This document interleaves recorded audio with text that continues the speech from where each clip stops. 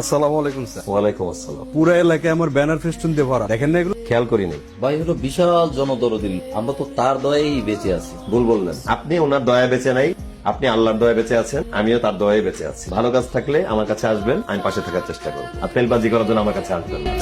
আপনার কথা যতই শুনতেছি মুগ্ধ হয়ে যাচ্ছি। আমরা দুই ভাই মিলে একটা ডিল ফাইনাল করি। আকাশ পাটোয়ারি সাহেব, আমি আসলে এখানে বিজনেস করতে আসিনি, আমি এখানে এসেছি মানুষের সেবা করতে। স্যারের মনে হয় আমার ডিলটা পছন্দ হয় না। একা নাকি? তোকে বলবো একা নাকি?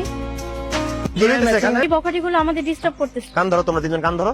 বলো এই কাজ আর জীবনে করবো না। স্যার এই কাজ আর জীবনে করবো না। মেয়েদেরকে সম্মান করা শিখো, তাহলে পুরুষ হিসাবে তোমাদের ব্যক্তিত্বের বহিঃপ্রকাশ ঘটবে। মানুষকে অসম্মান করে কখনো বড় হওয়া যায় না, মানুষকে অসম্মান করে মানুষ ছোটই হয়। মেয়েদেরকে সম্মান করা পুরুষ মানুষের দায়িত্বই না। আমার কথা বোঝা গেছে? জি স্যার, বুঝতে পেরেছি। জাস্ট দৌড়াও, ভাগো, যাও।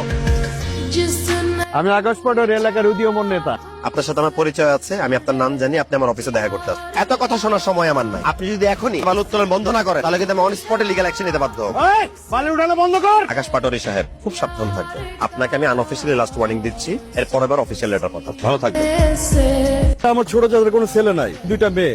উনার যে ধন সম্পদ, এটার একটা অংশ আমি আগেও পরে পাবো, সেটাই অগ্রিম দখল করে নিতে চাচ্ছিল। আপনি খুব ভেজালের মানুষ। এই অল্প কয়েকদিনে বুঝছি ভেজাল ছাড়া আপনার একদম ভালো লাগে। দেখেন, খুব সিম্পল একটা হিসাব। আপনার চাচা যদি আপনাকে জমিটা দেয়, তাহলে সেটা আপনার হতে পারে। এটা হচ্ছে আমার বাপ দাদার ভিটে বাড়ি। আমি যতদিন বেঁচে আছি এটা আমি কাউকে দিতে চাচ্ছি না। বাদের কথা তো শুনলেনই। তাহলে তো এই জমিটা আপনি পাচ্ছেন না আকাশ পাটোয়ারি সাহেব। তাহলে আপনার করণীয়? ঠিক আছে, আমি এই জমি আর দখল করবো না।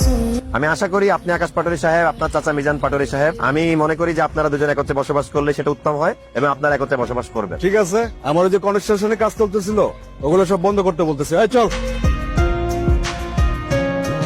আপনি বিশেষ করে হয়েছেন? হ্যাঁ, হয়ে গেছি।